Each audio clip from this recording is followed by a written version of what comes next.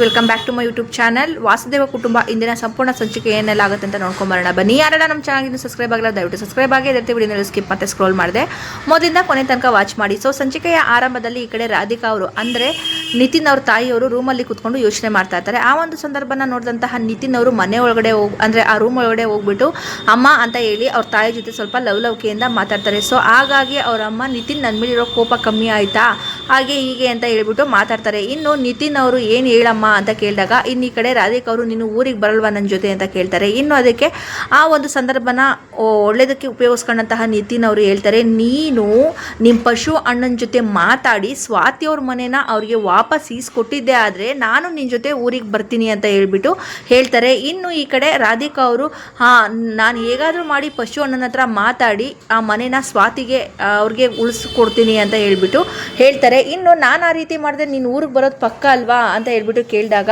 ಇನ್ನು ಈ ಕಡೆ ನಿತಿನ್ ಅವರು ಸ್ವಲ್ಪ ಯೋಚನೆ ಮಾಡ್ತಾ ಹ್ಞೂ ಅಮ್ಮ ಅಂತ ಹೇಳ್ತಾರೆ. ಇನ್ನು ರಾಧಿಕಾ ಅವರು ಅಂತ ಹೇಳ್ಬಿಟ್ಟು ಪ್ರಾಮಿಸ್ ಮಾಡು ಅಂತ ಹೇಳ್ಬಿಟ್ಟು ಪ್ರಾಮಿಸ್ನ ತಗೋತಾರೆ. ನಿತಿನ್ ಅವರು ಯೋಚನೆ ಮಾಡ್ಕೊಂಡ್ರೇನೆ ಅವ್ರ ತಾಯಿಗೆ ಪ್ರಾಮಿಸ್ ಮಾಡಿ ಅಲ್ಲಿಂದ ಹೊರಟೋಗ್ತಾರೆ. ಇನ್ನು ರಾಧಿಕಾ ಅವರು ಅಪ್ಪ ಅಂತೂ ಇಂತೂ ನನ್ನ ಮಗ ನನ್ನ ಕೈಗೆ ಬಂದ, ಹೇಗಾದರೂ ಮಾಡಿ ಇವನ್ನ ಊರಿಗೆ ಕರ್ಕೊಂಡು ಹೋಗ್ಬೇಕು ಅಂತ ಹೇಳಿ ಯೋಚನೆ ಮಾಡ್ತಾ ಖುಷಿ ಪಡ್ತಾ ಇರ್ತಾರೆ. ಇನ್ನೊಂದು ಕಡೆ ಈ ಕಡೆ ಅವರು ಮಾಡಿರುವಂತಹ ಪ್ಲ್ಯಾನ್ ಅಂದರೆ ಸ್ವಾತಿ ಅವರ ಹೆಸರಿಗೆ ಕೆಟ್ಟ ಹೆಸರು ಬರಬೇಕು ಅಂತ ಹೇಳಿ ಅವ್ರ ತಂಗಿ ಅವ್ರನ್ನ ಮಿಸ್ಯೂಸ್ ಮಾಡ್ಕೊಳೋದಕ್ಕೋಸ್ಕರ ಅವ್ರ ಮನೆ ಮುಂದೆ ಬಾಕ್ಸ್ನಲ್ಲಿ ಒಂದು ಅಲಾರಾಮ್ ಇಟ್ಟು ಅದರಲ್ಲಿ ಐ ಲವ್ ಯು ಮೇಘ ಅಂತ ಬರೆದಿರೋ ಒಂದು ಚೀಟಿನ ಇಟ್ಬಿಟ್ಟು ಬಾಕ್ಸ್ ಮಾಡಿ ಅದನ್ನು ಮನೆ ಮುಂದೆ ಇಟ್ಟಿರ್ತಾರೆ.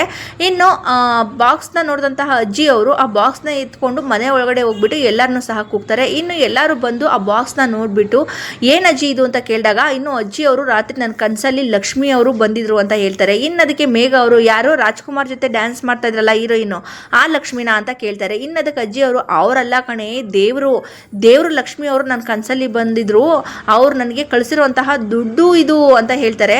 ಮೇಘ ಅವರು ಹೌದಾ ಅಜ್ಜಿ ಅಂತ ಹೇಳ್ಬಿಟ್ಟು ಹೇಳ್ತಾರೆ. ಇನ್ನು ಅಲ್ಲೇ ಇರುವಂತಹ ಅವರು ಹೌದಾ ಅಜ್ಜಿ ಅಂತ ಹೋಗ್ಬಿಟ್ಟು ಆ ಬಾಕ್ಸ್ ಹತ್ರ ನೋಡಿದಾಗ ಅದರಲ್ಲಿ ಅಲಾರಾಮ್ ಟಿಕ್ ಟಿಕ್ ಅಂತ ಸೌಂಡ್ ಬರುತ್ತೆ. ಅದನ್ನು ನೋಡಿದಂತಹ ಆ ಪುಟಾಣಿ ಹೇಳುತ್ತೆ, ಅಯ್ಯೋ ಇದರಲ್ಲಿ ಏನೋ ಇರೋ ಹಾಗಿದೆ, ಟಿಕ್ ಟಿಕ್ ಅಂತ ಸೌಂಡ್ ಬರ್ತಾ ಇದೆ ಅಂತ ಹೇಳಿದಾಗ ಮೇಘ ಅವ್ರು ಹೇಳ್ತಾರೆ, ಅಯ್ಯೋ ಅದು ಟ್ರೆಡಿಷನಲ್ ಬಾಂಬ್ ಇರಬೇಕು, ಅದು ಫಿಂಗರ್ ಪ್ರಿಂಟ್ನ ಹಾಗೆ ಕ್ಯಾಪ್ಚರ್ ಮಾಡುತ್ತೆ. ಸೊ ಹಾಗಾಗಿ ನೀನು ಏನಾದರೂ ಅಜ್ಜಿ ಅದನ್ನು ನೆಲಕ್ಕೆ ಇಡ್ತೆ ಅಂದರೆ ಅಲ್ಲೇ ಬ್ಲಾಸ್ಟ್ ಆಗಿಬಿಡುತ್ತೆ ಅಜ್ಜಿ ಅಂತ ಹೇಳ್ಬಿಟ್ಟು ಹೇಳ್ತಾರೆ. ಇನ್ನು ಅದೇ ಸಂದರ್ಭ ಕರೆಕ್ಟಾಗಿ ಅಲ್ಲಿಗೆ ಅವರು ಹಾಗೆಲ್ಲ ಹೇಳ್ಬೇಡ್ವೆ ಸುಮ್ಮನೆ ಇರು ಅಂತ ಹೇಳ್ತಾರೆ. ಇನ್ನು ಅದೇ ಸಮಯ ಕರೆಕ್ಟಾಗಿ ಅಲ್ಲಿಗೆ ಕುಮಾರ್ ಅವ್ರು ಬಂದ್ಬಿಟ್ಟು ಅಜ್ಜಿ ಕೊಡು ಇಲ್ಲಿ ಅಂತ ಹೋದಾಗ ಇನ್ನು ಅಲ್ಲೇ ಇರೋಂತಹ ಗೀತಾ ಅವರು ಮಾವ ಬೇಡ ಮಾವ ಅಂತ ಹೇಳ್ಬಿಟ್ಟು ಈಚೆ ಹೇಳ್ಕೋತಾರೆ. ಇನ್ನೊಂದು ಕಡೆ ಈ ಕಡೆ ರಾಧಿಕಾ ಅವರು ಕೂತ್ಕೊಂಡಿರ್ತಾರೆ ರೂಮಲ್ಲಿ. ಅಲ್ಲಿಗೆ ಬಂದಂತಹ ರಾಗಿಣಿ ಅವರು ಇವಾಗ ನೋಡಿ ಆ ಮನೆಯಲ್ಲಿ ಏನೆಲ್ಲ ಬ್ಲಾಸ್ಟ್ ಆಗುತ್ತೆ ಅಂತ ಹೇಳ್ಬಿಟ್ಟು ಹೇಳ್ತಾ ಇರ್ತಾರೆ. ಇನ್ನು ಅದಕ್ಕೆ ರಾಧಿಕಾ ಅವರು ಹೇಳ್ತಾರೆ, ಪ್ಲ್ಯಾನ್ ಎಕ್ಸಿಕ್ಯೂಟ್ ಮಾಡಿಬಿಟ್ಟ, ಮಾಡಬಾರ್ದಾಗಿತ್ತು ರಾಗಿಣಿ, ಈಗ ತಾನೇ ನಿತಿನ್ ಸ್ವಲ್ಪ ಒಳ್ಳೆಯವನಾಗಿ ನನ್ನ ರೂಟಿಗೆ ಬಂದು ಊರಿಗೆ ಬರ್ತೀನಿ ಅಂತ ಹೇಳ್ತಾ ಇದ್ದ, ನೀನು ಅಷ್ಟರಲ್ಲಿ ಆ ಪ್ಲ್ಯಾನ್ನ ಎಕ್ಸಿಕ್ಯೂಟ್ ಮಾಡಿಬಿಟ್ಟು ಎಲ್ಲನೂ ಹಾಳು ಮಾಡಿಬಿಟ್ಟೆ ಅಂತ ಹೇಳ್ಬಿಟ್ಟು ಹೇಳ್ತಾರೆ.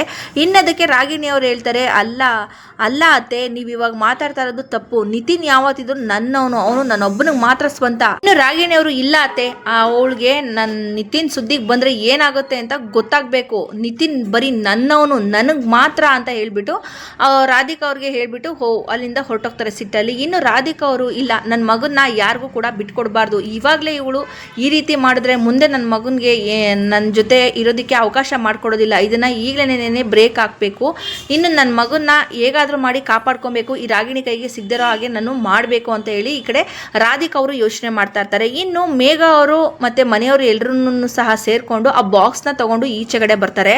ಈಚೆಗಡೆ ಬಂದ ತಕ್ಷಣ ಆ ಬಾಕ್ಸ್ನ ಈ ಕಡೆ ಕುಮಾರ್ ಅವರು ಅಜ್ಜಿ ಕೈಯಿಂದ ಬಿಸಾಡಿಸ್ತಾರೆ. ಅದು ಬಿದ್ದಿದ್ದನ್ನು ನೋಡಿ ಯಾವುದೇ ರೀತಿಯ ಸೌಂಡ್ ಆಗದಿರೋದನ್ನು ನೋಡಿ ಕುಮಾರ್ ಅವರು ಹೋಗಿ ಯಾವುದೇ ರೀತಿಯ ಟಿಕ್ ಟಿಕ್ಕು ಇಲ್ಲ ಏನೂ ಇಲ್ಲ ಅಂತ ಹೇಳ್ಬಿಟ್ಟು ಬಾಕ್ಸ್ನ ಓಪನ್ ಮಾಡಿ ನೋಡ್ತಾರೆ. ಅದರಲ್ಲಿ ಒಂದು ಅಲಾರಾಮ್ ಮತ್ತು ಐ ಲವ್ ಯು ಅನ್ನೋ ಮೇಘ ಅನ್ನೋ ಒಂದು ಲೆಟರ್ನ ನೋಡ್ಬಿಟ್ಟು ತುಂಬ ಶಾಕ್ಗೆ ಒಳಗಾಗ್ತಾರೆ ಕುಮಾರ್ ಅವರು. ಇನ್ನು ಅಲ್ಲಿರೋಂತಹ ಗೀತಾ ಅವರು ಮಾವ ಏನಿದೆ ಅದರಲ್ಲಿ ಅಂತಿದ್ದಾಗೆ ಕುಮಾರ್ ಅವರು ತುಂಬ ಒಂದು ರೀತಿ ಗಾಬರಿಯಲ್ಲಿ ಮೇಘ ಬಾಯ್ ಇಲ್ಲಿ ಅಂತ ಕರೀತಾರೆ. ಇನ್ನು ಮೇಘ ಅವರು ಏನು ಬಾವ ಅಂತ ಹೇಳ್ಬಿಟ್ಟು ಕುಮಾರ್ ಅವ್ರ ಪಕ್ಕ ಬಂದು ನಿಂತ್ಕೊಂಡು ಅದನ್ನು ನೋಡಿದಾಗ ಅದರಲ್ಲಿರುವಂತಹ ಅಲಾರಾಮು ಮತ್ತು ಮೆಸೇಜಿಂಗ್ ಲೆಟರ್ನ ನೋಡಿ ತುಂಬ ಶಾಕ್ಗೆ ಒಳಗಾಗ್ತಾರೆ.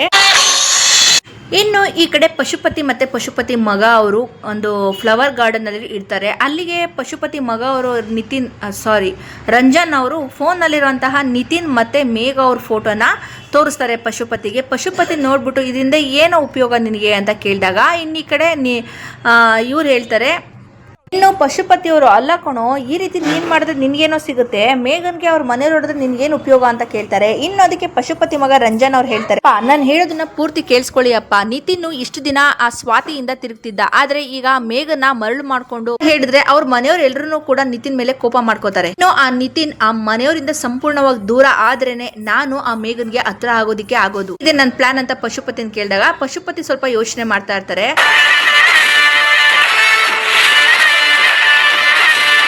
ಹಾ, ನಿನ್ ಪ್ಲಾನ್ ಏನೋ ಚೆನ್ನಾಗಿದೆ, ಆದ್ರೆ ನಿತಿನ್ ಮತ್ತೆ ಮೇಘ ಫೋಟೋನ ಯೂಸ್ ಮಾಡಿರೋ ಪ್ಲಾನ್ ಏನಾದ್ರು ರಾಧೆ ತಂಗೆ ಗೊತ್ತಾಯ್ತು ಅಂದ್ರೆ ಅವಳು ಉಲ್ಟಾ ಹೊಡಿತಾಳೆ. ಇಲ್ಲೇ ರಾಗಿಣಿ ಮತ್ತೆ ನಿತಿನ್ ಮದ್ವೆನ ಮಾಡೋದು ನಮ್ಗೆ ತುಂಬಾ ಅಂದ್ರೆ ತುಂಬಾ ಕಷ್ಟ ಆಗೋಗ್ಬಿಡುತ್ತೆ. ಸಿಟ್ ಮಾಡ್ಕೊಂಡಂತ ರಂಜನ್ ಅವರು ಸರಿಯಪ್ಪ ಆಯ್ತು, ಹಾಗಿದ್ರೆ ಏನ್ ಮಾಡು ಅಂತ ಅಂತೀರಾ ಅಂತ ಹೇಳಿದಾಗ ಇನ್ನು ಈ ಕಡೆ ಪಶುಪತಿ ಅವರು, ಈಗ ನೀನು ನಿತಿನ್ ಫೋಟೋ ಬದಲು ಬೇರೆ ಯಾವ್ದಾದ್ರು ಹುಡುಗನ ಫೋಟೋನ ಯೂಸ್ ಮಾಡು, ಆಮೇಲೆ ಏನಾದ್ರು ರಾಧೆ ತಂಗೆ ನಮ್ ವಿರುದ್ಧ ಹೋದ್ರೆ ಈ ಒಂದು ಪ್ಲಾನ್ ನ ನಾವು ಯೂಸ್ ಮಾಡ್ಕೊಳ್ಳೋಣ ಹೇಳಿದಾಗ ರಂಜನ್ ಅವರು ಸರಿ ಆಯ್ತು ಹಾಗೆ ಮಾಡೋಣ ಅಂತ ಇನ್ನೊಂದು ಪ್ಲಾನ್ ನ ಈ ಕಡೆ ಅಪ್ಪ ಮಗ ಸೇರ್ಕೊಂಡು ಎಕ್ಸಿಕ್ಯೂಟ್ ನ ಮಾಡ್ತಾ ಇರ್ತಾರೆ.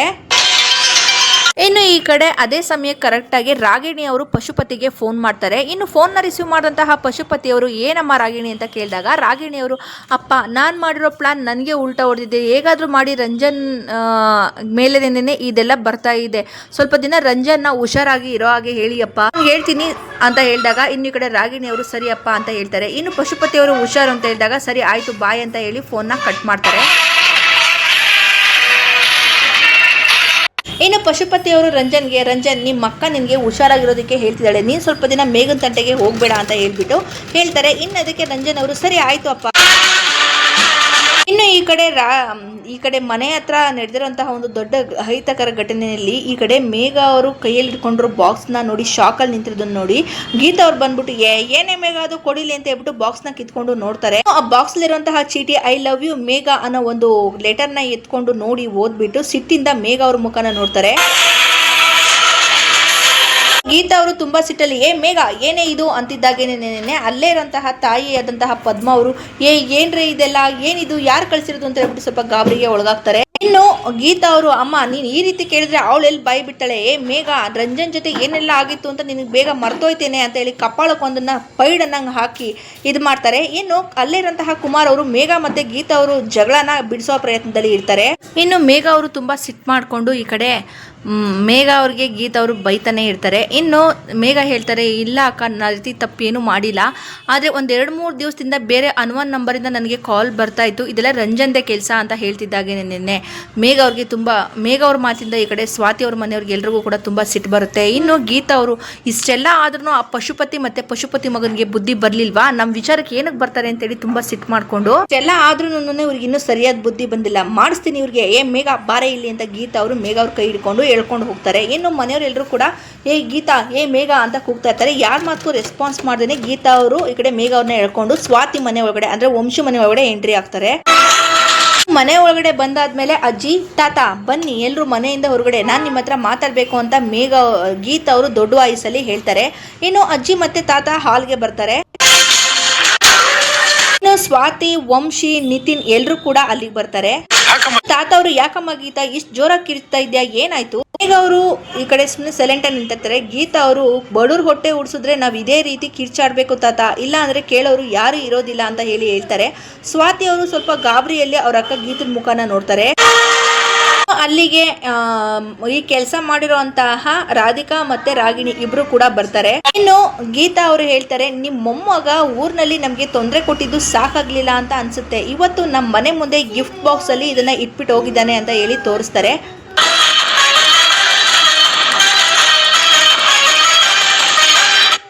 ಅಲ್ಲಿ ನಿಂತಿರೋರು ಎಲ್ಲರೂ ಕೂಡ ಅದನ್ನ ನೋಡಿ ಸ್ವಲ್ಪ ಶಾಕ್ಗೆ ಒಳಗಾಗ್ತಾರೆ. ರಾಗಿಣಿ, ರಾಧಿಕಾ ಮತ್ತೆ ವಂಶಿ ಅವರು, ಅಜ್ಜಿ, ತಾತ, ಸ್ವಾತಿ, ನಿತಿನ್ ಅವರು ಎಲ್ಲರೂ ಕೂಡ ಒಂದು ಕ್ಷಣ ಶಾಕ್ಗೆ ಒಳಗಾಗ್ತಾರೆ. ಈ ಒಂದು ದೃಶ್ಯನ ನೋಡಿದಂತಹ ನಿತಿನ್ ಅವರು ಅಲ್ಲೇ ಇರುವಂತಹ ತನ್ನ ತಾಯಿ ಮತ್ತೆ ರಾಗಿಣಿ ಅವ್ರ ಮುಖನ ನೋಡ್ತಾರೆ. ಇನ್ನು ಆ ಒಂದು ಲೆಟರ್ನ ಈ ಕಡೆ ಸ್ವಾತಿ ಅವರು ಎತ್ಕೊಂಡು ಆ ರಂಜನ್ ಗಿಫ್ಟ್ ಬಾಕ್ಸ್ ಅಲ್ಲಿ ಇದನ್ನ ಇಟ್ಟೋಗಿದ್ದ, ಎಷ್ಟು ಧೈರ್ಯ ಅವನಿಗೆ ಅಂತ ಹೇಳಿ ಸಿಟ್ ಮಾಡ್ಕೋತಾರೆ. ಸ್ವಾತಿ ಅವ್ರ ಮಾತಿಗೆ ಗೀತಾ ಅವರು ಇಷ್ಟೆಲ್ಲ ಆದ್ರೂ ಅವ್ನಿಗೆ ಇಷ್ಟ ಇಲ್ಲ ಅಂತ ಹೇಳ್ತಾ ಇದ್ರೆ ಅವನಿಗೆ ಅರ್ಥ ಆಗ್ತಾ ಇಲ್ಲ.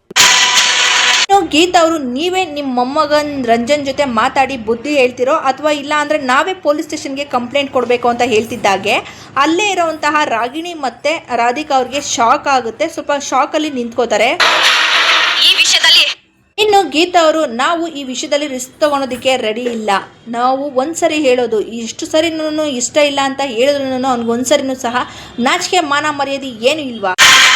ಇನ್ನು ಅಲ್ಲೇ ಇರುವಂತಹ ರಾಧಿಕಾ ಅವರು ರಾಗಿಣಿಗೆ ನೋಡ್ದ ನೀನ್ ಇಟ್ಟಂತಹ ಬಾಂಬು ನಿನ್ಗೆ ಬ್ಲಾಸ್ಟ್ ಆಗ್ತಾ ಇದೆ, ಅಪ್ಪ ಮಗಳಿಗೆ ಇಬ್ರಿಗೂ ಸಹ ಸಮಾಧಾನ ಅನ್ನೋದೇ ಇಲ್ಲ ಹೇಳ್ತಾ ಇರ್ತಾರೆ. ಇನ್ನು ತಾತ ಅವರು ಗೀತನ್ಗೆ ಗೀತಾ ರಂಜನ್ ಈಗ ಮೊದ್ಲಿನ ತರ ಇಲ್ಲ, ತುಂಬಾ ಅಂದ್ರೆ ತುಂಬಾನೇ ಬದಲಾಗಿದ್ದಾನೆ, ಒಂದ್ ಕೆಲಸ ಮಾಡ್ತೀನಮ್ಮ ನಾನು ರಂಜನ್ ಹತ್ರ ಮಾತಾಡ್ತೀನಿ ಅಂತಿದ್ದಾಗೇನೆ ಅಲ್ಲೇ ಇರುವಂತಹ ವಂಶಿ ಅವರು ಈ ವಿಷಯಕ್ಕೂ ಮತ್ತೆ ನಮ್ಮ ಮನೆಗೂ ಯಾವುದೇ ರೀತಿಯ ಸಂಬಂಧ ಇಲ್ಲ, ರಂಜನ್ ವಿಷಯನ ಇಲ್ಲಿವರೆಗೂ ತಗೊಂಡ್ಬರುವಂತಹ ಅವಶ್ಯಕತೆಗೂ ಕೂಡ ಇರ್ಲಿಲ್ಲ, ಇನ್ನು ಇದು ನಿಮ್ಮನೆ ಸಮಸ್ಯೆ ನೀವೇ ಕ್ಲಿಯರ್ ಮಾಡ್ಕೊಳ್ಳಿ, ಇಲ್ಲಿಗೆ ಬಂದೆಲ್ಲ ಕೂಗಾಡುವಂತಹ ಇದನ್ನ ಇಟ್ಕೊಳಕ್ ಹೋಗ್ಬೇಡಿ ಅಂತ ಹೇಳ್ತಿದ್ದಾಗೆ ಸ್ವಾತಿ ಅವರು ನಡಿಗೆ ಹೋಗಿ ಪೊಲೀಸ್ ಸ್ಟೇಷನ್ ಕಂಪ್ಲೇಂಟ್ ಕೊಡೋಣ, ನಮಗೆ ನಮ್ಮ ಮೇಘನ್ ಜೀವನನೇ ತುಂಬಾ ಮುಖ್ಯ.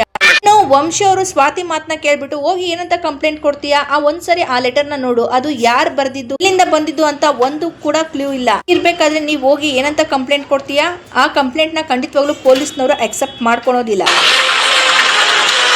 ಇನ್ನು ವಂಶಿ ಮಾತಿಗೆ ಅಲ್ಲೇ ಇರುವಂತಹ ರಾಗಿಣಿ ಅವರು ನೀನ್ ಹೇಳ್ತಾ ಇರೋದು ಕರೆಕ್ಟ್ ಆಗೇ ಇದೆ ಸ್ವಾತಿ, ನೋಡು ರಂಜನ್ ಅಪ್ಪಂದು ಟ್ರೀಟ್ಮೆಂಟ್ ವಿಷಯದಲ್ಲಿ ತುಂಬಾನೇ ಬ್ಯುಸಿ ಆಗಿದ್ದಾನೆ.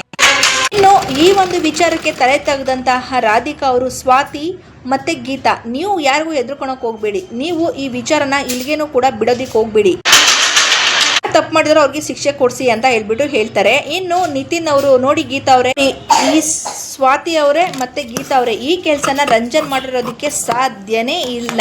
ಮೇಘ ಅವರು ಅವತ್ತೇನೆ 11 ನಂಬರಿಂದ ನನಗೆ ಮೆಸೇಜ್ ಬರ್ತಾ ಇದೆ ಅಂತ ಹೇಳಿದಾಗ ನಾನು ಹೋಗಿ ರಂಜನ್ ಕಪ್ಪಳಕ್ಕೆ ಹೇಳ್ಬಿಟ್ಟು ನಾನು ಅವನಿಗೆ ಬುದ್ಧಿನ ಹೇಳಿದ್ದೆ ಅಂತ ಹೇಳ್ಬಿಟ್ಟು ತನ್ನ ಪಕ್ಕದಲ್ಲೇ ನಿಂತಿರೋ ತನ್ನ ತಾಯಿ ಮತ್ತೆ ರಾಧಿಕಾ ಅವ್ರ ಕಡೆ ಕಣ್ಣ ಹಾಯಿಸ್ತಾರೆ ನಿತಿನ್ ಅವರು. ಮೇಘನ್ ತಂಟೆಗೆ ಹೋಗ್ಬಾರ್ದು ಅಂತ ಹೇಳಿ ನಾನು ರಂಜನ್ಗೆ ವಾರ್ನ್ ಕೂಡ ಮಾಡಿದ್ದೆ, ಅವನಂತೂ ಈ ಕೆಲಸ ಮಾಡಿರೋದಕ್ಕೆ ಸಾಧ್ಯನೇ ಇಲ್ಲ ಹೇಳ್ಬಿಟ್ಟು ರಾಧಿಕಾ ಮತ್ತೆ ರಾಗಿಣಿ ಅವ್ರ ಕಡೆ ನಿತಿನ್ ಅವರು ನೋಡ್ತಿದ್ದ ಹಾಗೇನೇನೆ ಅವರಿಬ್ಬರಿಗೂ ಸಹ ಶಾಕ್ ಆಗುತ್ತೆ. ಇನ್ನು ಸ್ವಾತಿ ಅವರು ಮೇಘ ನಿನ್ಗೆ 11 ನಂಬರಿಂದ ಯಾವಾಗಲೇ ಮೆಸೇಜ್ ಬಂದಿತ್ತು ಅಂತ ಕೇಳ್ತಿದ್ದಾಗೇನೆ ಅಲ್ಲೇ ಇರುವಂತಹ ಗೀತಾ ಅವರು ಹೇಯ್ ಮೇಘ ಈ ವಿಷಯನ ಬಂದು ನೀನು ನಿತಿನ್ ಅವ್ರ ಹತ್ರ ಹೇಳ್ತಾ ಇದ್ಯಾ ಅಂತ ಅಂದಮೇಲೆ ನಾವೆಲ್ಲ ನಮ್ಮ ಹತ್ರ ಹೇಳೋದಕ್ಕೆ ಏನೇ ಆಗಿತ್ತು ಅಂದ್ರೆ ನಿನ್ನ ಪಾಲ ನಾವೆಲ್ಲ ಸತ್ತೋಗಿದ್ವಾ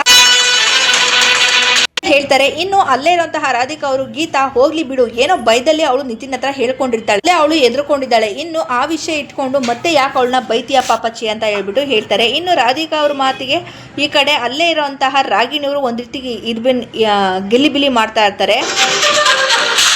ಅಲ್ಲೇ ಇರುವಂತಹ ಸ್ವಾತಿ ಅವರು ಮೇಘ ನೀನು ಇಮಿಡಿಯೇಟ್ ಆಗಿ ಆ 11 ನಂಬರ್ನ ನನಗೆ ಕಳಿಸು, ನಾನು ಅದು ಯಾರ್ದು ಅಂತ ಹೇಳ್ಬಿಟ್ಟು ವಿಚಾರಿಸ್ತೀನಿ, ಯಾರೇ ಆಗಿದ್ರು ನಾನಂತೂ ಅವ್ರನ್ನ ಸುಮ್ಮನೆ ಬಿಡೋದೇ ಇಲ್ಲ. ಇನ್ನು ಅಲ್ಲೇ ಇರುವಂತಹ ತಾತ ಅವರು ಹೇಳ್ತಾರೆ ಗೀತಾ ಮೇಘ ನೀವು ಪಶುಪತಿ ಅವರು ಮೊದಲು ನಿನಗೆ ತೊಂದರೆ ಕೊಟ್ಟಿರೋದಂತೂ ನಿಜ, ಆದರೆ ಈಗ ಅವರು ತುಂಬ ಬದಲಾಗಿದ್ದೀನಿ ಅಂತ ಹೇಳ್ಬಿಟ್ಟು ನಮ್ಮ ಹತ್ರ ಹೇಳ್ತಾ ಇದ್ದಾರೆ, ಸ್ವಲ್ಪ ಇರಿ ನಾನು ವಿಚಾರಿಸಿ ಅವ್ರ ಹತ್ರ ಮಾತಾಡಿ ನೋಡ್ತೀನಿ ಅಂತಿದ್ದಾಗೆ ಗೀತಾ ಅವರು ಸರಿ ಆಯಿತು ನೀವು ಅವ್ರ ಹತ್ರ ಮಾತಾಡಿ ನಮ್ಮ ಮೇಘನ್ ತಂಟೆಗೆ ಬರಬಾರ್ದು ಅಂತ ಹೇಳಿ ಅಷ್ಟೇ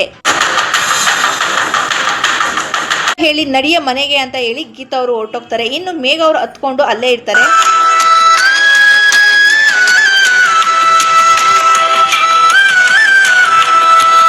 ಮೇಘ ಅವ್ರನ್ನ ನೋಡ್ಬಿಟ್ಟು ಸ್ವಾತಿ ಅವರು ಸಮಾಧಾನ ಮಾಡ್ತಾ ಇರ್ತಾರೆ. ಮೇಘ ಅವರು ನಿತಿನ್ ಮುಖನ ನೋಡಿದಾಗ ನಿತಿನ್ ಅವರು ಕಣ್ಣಲ್ಲೇ ಸನ್ನೆ ಮಾಡಿ ನೀವು ಯೋಚನೆ ಮಾಡಬೇಡಿ ನಾನಿದ್ದೀನಿ ಹೊರಡಿ ಅಂತ ಹೇಳ್ತಾರೆ. ಇನ್ನು ಮೇಘ ಅವರು ಅಲ್ಲಿಂದ ಹೊರಡ್ತಾರೆ.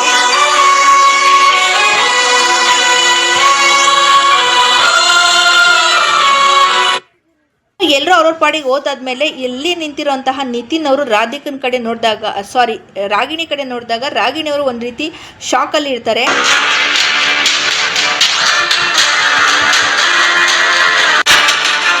ಇನ್ನು ಈ ಕಡೆ ಮೇಘ ಅವ್ರು ಕೊಟ್ಟಿರುವಂತಹ ಫೋನ್ ನಂಬರ್ನ ಹಿಡ್ಕೊಂಡು ಫುಲ್ಲು ಟೆನ್ಷನಲ್ಲಿ ಓಡಾಡ್ತಾ ಆ ನಂಬರ್ಗೆ ಕಾಲ್ ಮಾಡ್ತಾ ಇರ್ತಾರೆ ಸ್ವಾತಿ ಅವರು. ಒಂದ್ಸರಿ ಫೋನ್ ತೆಗಿಲಿ ಅವ್ನು ಯಾರು ಅಂತ ಅವ್ನು ಜನ್ಮ ಜಾಲಾಡ್ಬಿಡ್ತೀನಿ ಅಂತೇಳಿ ಮತ್ತೆ ಫೋನ್ನ ಕಿವಿ ಮೇಲೆ ಇಟ್ಕೋತಾರೆ. ಸರಿ ಕಾಲ್ ಮಾಡಿದ್ರು ಆ ನಂಬರ್ ಸ್ವಿಚ್ ಆಫ್ ಆಗಿರುತ್ತೆ. ಸೊ ಟೆನ್ಷನ್ ಆಗ್ತಾರೆ ಸ್ವಾತಿ ಅವ್ರು. ಸ್ವಲ್ಪ ಎಷ್ಟೇ ಟ್ರೈ ಮಾಡಿದ್ರು ಸ್ವಿಚ್ ಆಫ್ ಅಂತ ಬರ್ತಾ ಇದೆಯಲ್ಲ ಏನು ಮಾಡೋದು ಅಂತ ಅನ್ನೋ ಸಂದರ್ಭ ಕರೆಕ್ಟಾಗಿ ಅಲ್ಲಿ ವಂಶಿ ಅವ್ರು ಹೋಗ್ತಾ ಇರ್ತಾರೆ. ಅದನ್ನು ನೋಡಿದಂತಹ ಸ್ವಾತಿ ಅವರು ವಂಶಿ ಅವರೇ ಒಂದು ನಿಮಿಷ ನಿಮ್ಮಿಂದ ಒಂದು ಸಹಾಯ ಆಗಬೇಕಾಗಿತ್ತು ಅಂತ ಕೇಳ್ತಾರೆ. ಇನ್ನು ವಂಶಿ ಅವ್ರು ಏನು ಅಂತ ಕೇಳಿದಾಗ ಮೇಘನ್ಗೆ